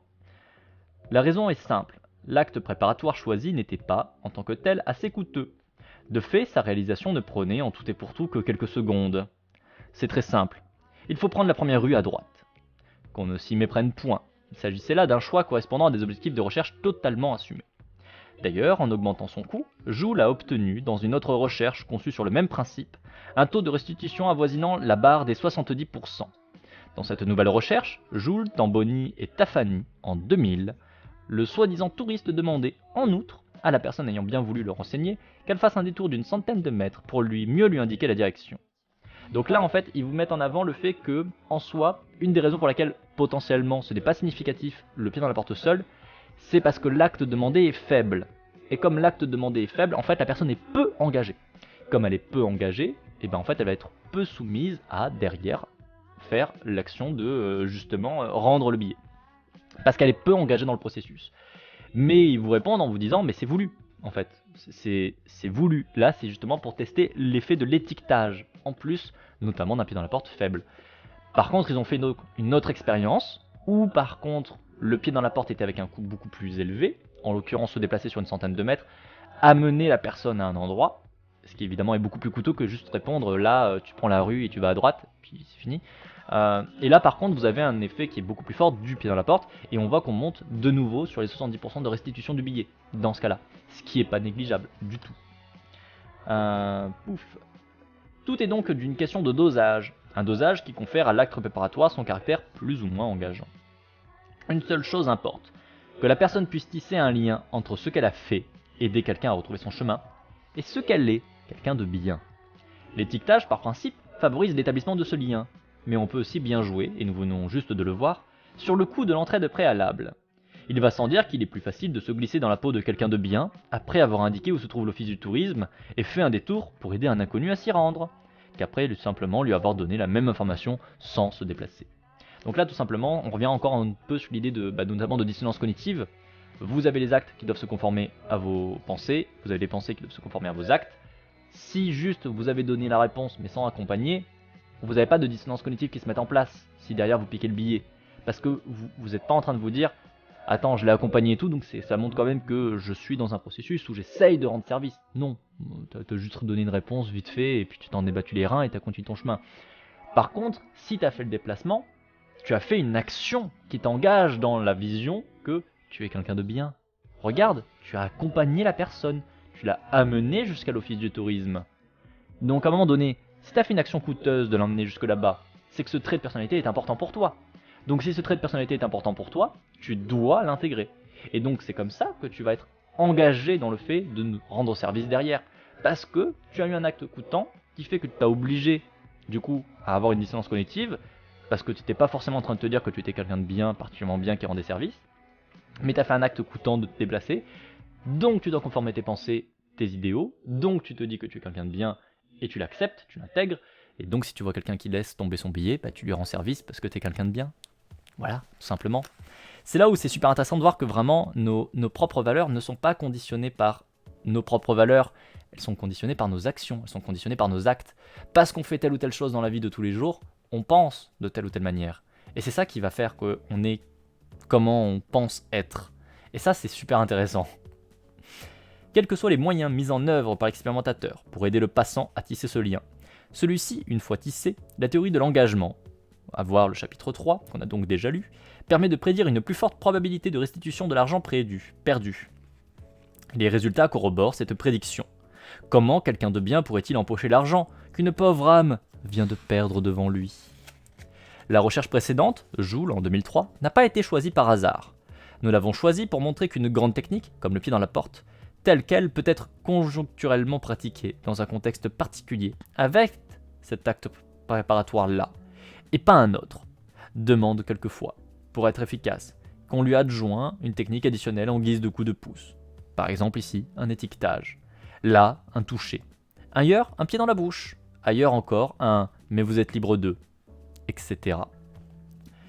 Les grands plats dans les grands. Articuler les grandes techniques de manipulation. Dans les expériences qui viennent d'être rapportées, une technique secondaire, celle du toucher dans le premier paragraphe, celle de l'étiquetage dans le second, était implémentée dans la grande technique, le pied dans la porte. Pour en accroître l'efficacité, nous nous en sommes tenus, avec nos deux exemples, à des techniques composites, toucher dans un pied dans la porte, d'une part, étiquetage dans un pied dans la porte, d'autre part, aux pratiques les plus illustrées dans la littérature scientifique. Il va de soi qu'on pourrait en concevoir d'autres, Howard en 1995, Fointia en 2000, Joule en 2001, et même beaucoup d'autres, tant il est vrai que l'articulation de techniques de manipulation ouvre un champ dans lequel l'expert peut laisser libre cours à sa science, mais aussi à son imagination. Pourquoi ne pas faire précéder la requête initiale d'un porte au nez, d'un pied dans la bouche ? Pourquoi encore ne pas faire précéder la requête finale d'un pied dans la porte d'une crainte puis soulagement ? Et puis, que dire d'un amorçage avec toucher ou étiquetage, voire d'un amorçage avec toucher et étiquetage ? Et ce n'est pas tout.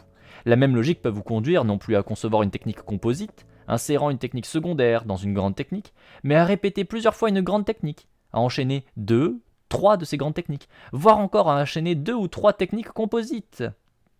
Nous touchons là au problème fascinant de l'optimisation des stratégies de soumission librement consenties, qu'on procède par la répétition d'une même technique, sous des habiles divers, sous l'articulation de techniques différentes. Ce problème n'a pas manqué d'intéresser les chercheurs. Il faut reconnaître que les expérimentations réalisées par Goldman au début des années 80 pour tester l'efficacité d'un double pied dans la porte, Goldman, Cresson, McCall en 81, et d'une double porte au nez, Goldman et Cresson en 81, ouvraient de belles perspectives. Le principe du double pied dans la porte consiste à faire précéder la requête finale de 2 comportements préparatoires, le second étant plus coûteux que le premier, même s'il reste nettement moins coûteux que le comportement final. Goldman a pu ainsi montrer que l'introduction d'un second comportement préparatoire, écouter chez soi pendant une demi-heure un programme de radio pour préparer un interview téléphonique, plus coûteux que le premier, répondre à quelques questions sur les programmes de radio, augmentait significativement les chances d'obtenir le comportement attendu. Téléphoner à 50 personnes pour leur poser des questions sur les programmes radio. Le principe de la double porte au nez consiste à faire précéder la requête finale par 2 requêtes trop coûteuses pour pouvoir être acceptées, la seconde étant moins coûteuse que la première. Fort de ce principe, Goldman a pu constater qu'en faisant suivre une première requête excessivement coûteuse, téléphoner à 150 personnes pour leur poser des questions sur le programme radio, d'une seconde requête qui, si elle est moins coûteuse, n'en demeure pas moins encore très coûteuse, téléphoner à 100 personnes au lieu de 150, on augmentait ses chances d'obtenir le comportement attendu. Téléphoner à 25 personnes. Oui. Donc là, tout simplement, ils sont en train de montrer qu'on peut articuler différentes méthodologies, différentes méthodes de manipulation, et que elles peuvent tout à fait obtenir des résultats assez bons. Hop, alors attendez, juste un instant, je réponds à un truc. Touc. Voilà. Hop. Voilà. Excusez-moi, j'avais un petit truc qui bipait à côté, je l'ai résolu. Je continue. Goldman ne s'est pas contenté de nous faire connaître le double pied dans la porte et la double porte au nez. C'est à lui aussi que revient la première recherche où sont articulées 2 grandes techniques de soumission librement consenties différentes. Le pied dans la porte et la porte au nez, Goldman en 86. Afin d'obtenir des personnes sollicitées par téléphone qu'elles participent activement à l'organisation d'une collecte de fonds, par l'envoi de courrier, au bénéfice du zoo de Kansas City, il fit précéder cette demande de 2 requêtes. L'une, correspondant au comportement préparatoire d'un pied dans la porte, accepter une brève interview téléphonique sur le zoo, et l'autre au comportement préparatoire d'une porte au nez, le refus d'interviewer 150 personnes au téléphone. Cette articulation s'avérera plus efficace que chacune des techniques prises isolément. 5 ans plus tard, Hornig, Zeig, Chadnon, en 91 donc, montreront tout l'intérêt qu'il y a à faire suivre un amorçage d'un pied dans la porte. Entre-temps, Joule avait montré l'efficacité de l'articulation d'un pied dans la porte et d'un amorçage, Joule en 87 bis, et de celle d'un pied dans la porte et d'un leurre, Joule, Grouillou et Weber en 89. A la vérité, l'articulation de techniques de manipulation par un expert peut permettre d'atteindre des sommets quand bien même s'agirait-il d'obtenir des comportements particulièrement coûteux. Pour que chacun en soit convaincu, nous présenterons maintenant avec force détail une série de recherches, Joule en 87 bis, en 89, en 90, articulant plusieurs grandes techniques de manipulation. L'enjeu était d'amener des fumeurs à s'abstenir librement de fumer durant des périodes allant de 18 heures à 7 jours. Ça, je les ai étudiés en cours aussi, parce que du coup, Joule, c'était mon enseignant, et c'est des expériences qu'il nous les montrait. Ça fait déjà un bon moment qu'on est en VOD, je me demande s'il reste beaucoup de pages dans le chapitre. Il y en a quand même... Oh non, il y a moyen. Non, il y en a une dizaine. On va continuer, on va faire les 10 pages avant de couper. Il est facile de s'arrêter de fumer. Ne l'ai-je point déjà fait 5 ou 6 fois? Non, pas besoin de la coupure VOD, non, c'est gentil. Pour le coup, il reste encore une dizaine de pages, je vais la finir. Je vais finir les 10 pages du chapitre et puis après, je ferai la coupure VOD. Parce que j'essaie de faire à peu près globalement 1 heure, mais bon. Je les ai vus aussi en cours, mais mon prof n'était pas Joule. Ah bah oui, bah toi t'étais sur Toulouse? Si je dis pas de bêtises. Je crois, hein. Si je dis pas de bêtises, toi t'étais sur Toulouse. Et Joule, effectivement, il est sur Aix-en-Provence. Ouais, c'est ça, Toulouse, tout à fait. Bah ouais, Joule, il est sur... Non, c'est pas de Joule comme ça. Putain, et en plus, vous êtes deux à penser à la même blague, à la même vanne en même temps. Vous êtes deux. Mais non, il était à Aix-en-Provence. Mais en vrai, il y a plein de profs, il y a plein de chercheurs qu'il évoque depuis tout à l'heure, qui sont des chercheurs que j'ai eus. Par exemple, Joule, forcément, c'est logique. Mais vous avez, quand il cite du Girandola, par exemple, pareil, c'est un de mes enseignants. Quand il vous cite du Fointia, c'est une de mes enseignantes. Quand il vous cite, il y en avait d'autres. Il y en a 2-3 autres, c'est mes anciens enseignants et ça me fait mourir de rire. Parce que du coup, je suis là en mode, mais c'était mes profs, ça. Ça me fait mourir de rire du coup. Donc, il est facile de s'arrêter de fumer. Ne l'ai-je point déjà fait 5 ou 6 fois? Il n'est guère facile d'obtenir d'un fumeur qu'il se prive volontairement de tabac. J'en ai aussi des bouquins où c'était mes profs. Bah oui, forcément. Hein. De toute façon, nos enseignants ont tendance à nous faire acheter leurs bouquins, donc voilà. Voilà. On représente les gens qui n'ont pas suivi ces cours. Exactement. Bah à l'époque, en plus, il existait même pas Joule. Enfin, il existait, si, parce qu'il était déjà né, mais vous comprenez quoi. Oh, alors, je vous l'annonce là, comme ça. Voilà, je profite d'un petit effet d'annonce. Anémone aura 2 jours fériés en novembre. Et donc, je vous le dis, on aura 2 lives avec Anémone. Voilà. Donc, en novembre, on aura 2 lives duo avec Anémone. Et en plus de ça, si on obtient les 50 subs, on pourra même avoir du coup le fameux live séduction de Oko-san sur Hatoful Boyfriend. Donc pour ceux qui ne se souviennent pas, le sub goal actuel, donc d'avoir 50 abonnements, c'est d'aller séduire dans un jeu de séduction de pigeons. Voilà.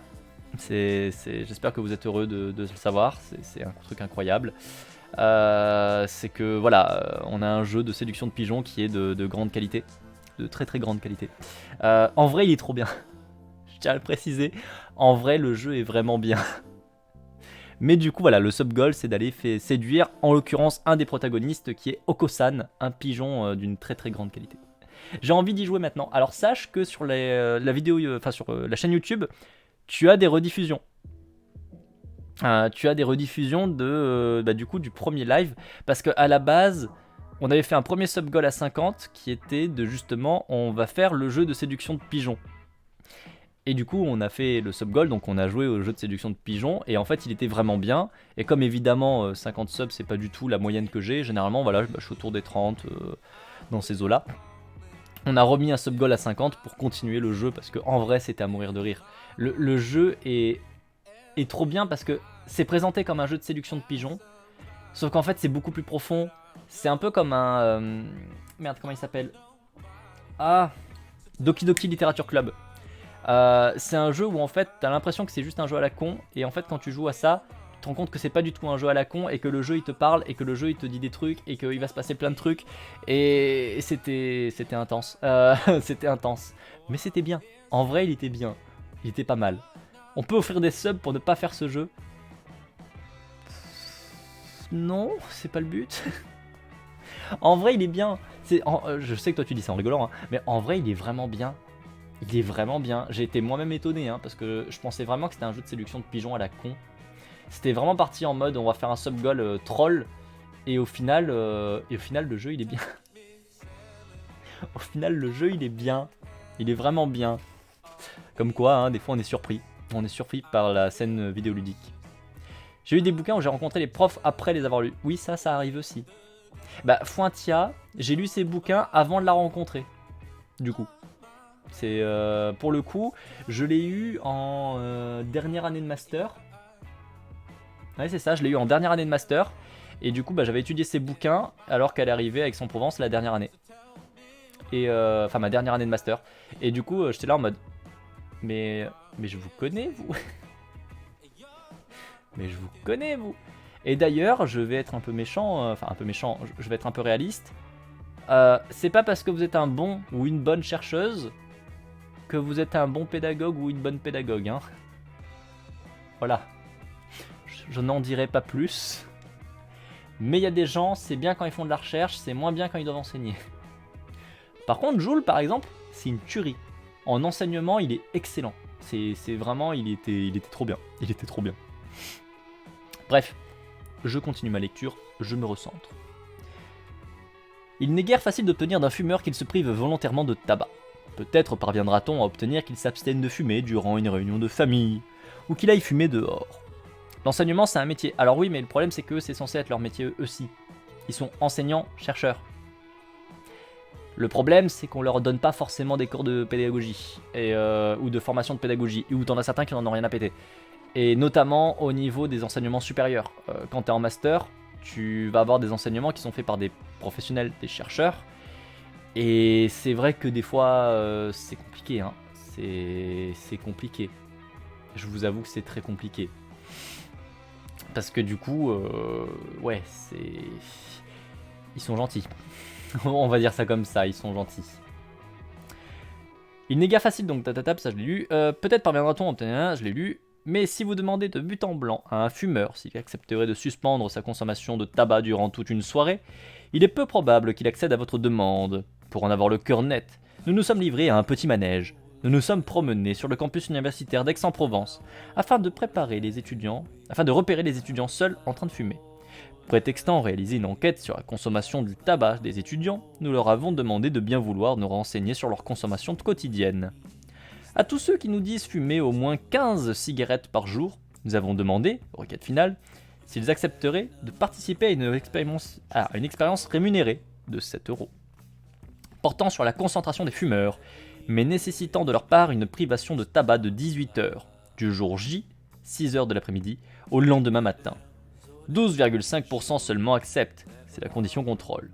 Il s'agit là d'une décision, plan verbal impliquant certes une privation ultérieure de tabac, mais pas d'une privation de tabac à proprement parler. Un rendez-vous était alors pris avec les étudiants. Ce rendez-vous pris, ils pouvaient évidemment se rendre au laboratoire le jour convenu, pour participer à l'expérience. Mais ils pouvaient aussi bien ne pas s'y rendre. Et même lorsque venait le jour J au laboratoire, la possibilité leur restait encore de renoncer à l'expérience durant les 18 heures de privation. Après tout, ils pouvaient très bien ne point se manifester le lendemain après-midi. Nous avons considéré comme ayant effectivement répondu aux exigences de l'expérimentation les étudiants qui 1. S'étaient rendus au laboratoire le jour J, 2. Étaient revenus le lendemain au laboratoire sans avoir... sans avoir fumé la moindre cigarette et donc s'étant effectivement privés de tabac durant 18 heures, le plan comportemental, soit seulement 4,2% des étudiants.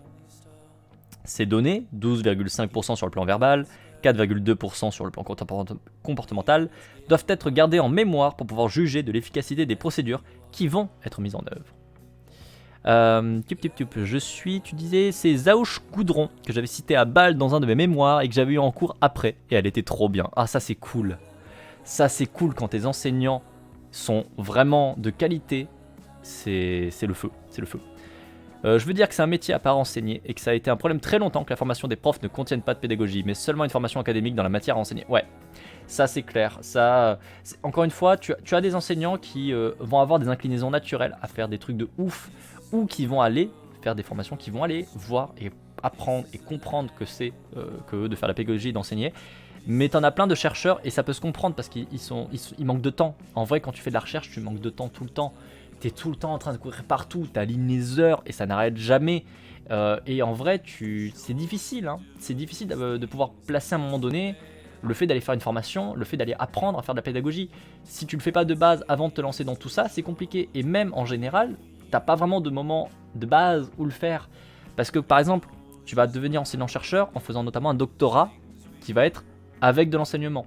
C'est-à-dire que tu vas, alors que tu es un doctorat, alors que tu es un doctorant en train de faire donc la fin de tes études, tu vas faire de l'enseignement, par exemple dans les TD et compagnie, voire éventuellement dans les cours magistraux sur la fin de ton doctorat.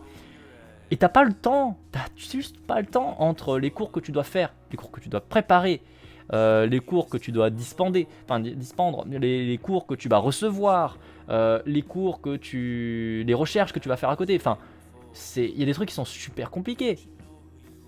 Ou pas, il y a des CDU ou des chiffres où t'en as même pas d'enseignement. Ouais, mais c'est plus compliqué. Ouais, dispenser. J'ai dit quoi? J'ai dit dispenser. Non, oui, ça marchait moins bien. Dispenser. Moi, je sais que dans mon université, à Aix-en-Provence, en tout cas, c'était le cas il y a quelques années, puisque maintenant, ça fait quelques temps que j'y suis plus, ils refusent d'avoir un enseignant-chercheur qui n'a pas fait un doctorat avec de l'enseignement et de la recherche. Si tu n'as pas fait de l'enseignement pendant ton doctorat, ils te refusent. Et à la fois je comprends, et je trouve ça intéressant parce que du coup ça permet d'avoir des personnes qui ont déjà fait de l'enseignement, donc normalement qui sont un peu plus adéquats. Autant à côté ça ferme la porte à plein de gens qui sont peut-être formidables et qui ont peut-être fait justement des formations pour faire de l'enseignement, et je trouve ça très con, du coup je trouve ça très très con. Surtout qu'à côté des fois ils te prennent des chercheurs qui n'ont absolument aucune qualité en enseignement, hein, parce que c'est pas parce que t'as fait un doctorat avec de l'enseignement dedans que t'es bon en enseignement. Parfois même t'as pris de très mauvaises habitudes parce que justement tu manquais de temps et du coup tu fais de la merde et tu renforces le fait que tu fais de la merde. Tu vois, c'est genre... y a une logique dans le fait d'avoir un poste d'enseignant-chercheur et du coup d'avoir quelqu'un qui a fait un doctorat avec de l'enseignement. On est d'accord. Mais ça garantit pas tout. Loin de là. C'est pas parce que dans ta recherche... Enfin, je vais prendre un autre cas. En psychologie, quand vous faites un cursus de psychologie, peu importe la spécialité, bon, moi si on prend mon cas, psychologie sociale, du travail des organisations en l'occurrence, mais vous avez le même titre à la fin qui est le titre de psychologue, vous avez la possibilité d'avoir votre master, mais de ne pas avoir le titre. C'est très rare, mais vous pouvez avoir le master parce que vous avez les connaissances, vous avez le bagage, on va dire d'expertise en psychologie, mais vous n'avez pas forcément le titre qui va avec. Parce que, vous pouvez avoir un cursus qui ne vous donne pas le bagage et les compétences au fait de faire de la psychologie en tant que psychologue. Ça, c'est un premier point. Voire, vous avez un cursus où on vous apprend ça, mais où vous n'êtes pas compétent. Ou arrivé à la fin du cursus, juste, vous avez des psychologues en poste, parce que vous êtes suivi par des psychologues, en fait, à la fin de votre cursus, qui vont vous dire oui, tu peux avoir le titre, ou non, tu ne peux pas avoir le titre, parce qu'ils estiment que tu as ou tu n'as pas les compétences adéquates pour être un psychologue et œuvrer en tant que psychologue, parce qu'encore une fois, vous avez le même titre. Peu importe la spécialité de psychologie que vous faites, vous avez le même titre de psychologue à la fin, si vous faites un cursus qui vous donne potentiellement le titre. Donc du coup, il faut que la personne qui a le titre puisse normalement aller s'occuper notamment de personnes qui sont fragiles, de situations de crise dans des entreprises, de tout un tas de choses comme ça. Et donc du coup vous êtes suivi par des psychologues, moi en l'occurrence j'étais suivi par une psychologue qui a étudié mon cas et qui m'a dit à la fin oui je pense que tu as le bagage, au vu de ce que tu as fait, de comment tu as monté ton dossier, comment tu t'es comporté et ainsi de suite, tu as ce qu'il faut. Donc, elle m'a permis, avec un avis qui l'engage, hein, parce que c'est une responsabilité, hein. Ça veut dire que là, si concrètement je fais de la merde en tant que psychologue et qu'il y a des très gros débouchés juridiques et compagnie, on peut aller la chercher elle pour lui dire, écoutez, il y a 4 ans, vous avez validé le fait qu'il ait un titre. Alors elle sera co-responsable avec notamment les gens qui ont géré mon master et compagnie, mais elle engage sa responsabilité. Donc c'est pas rien, vous voyez, c'est pas anodin. Et moi, en l'occurrence, l'année où j'y étais, alors pas dans ma promotion, dans une promotion autre, dans une autre spécialité, en l'occurrence en développement, je crois, c'était en psychologie du développement ou psychologie clinique, je sais plus. Bref, il y a quelqu'un à qui on a donné le master, mais on n'a pas donné le titre. Toute sa promotion a eu le master et le titre, et cette personne-là n'a pas eu le titre, parce qu'ils ont estimé que, oui, elle est experte sur les questions de psychologie, elle est experte sur les questions du fonctionnement de la psychologie, ainsi de suite.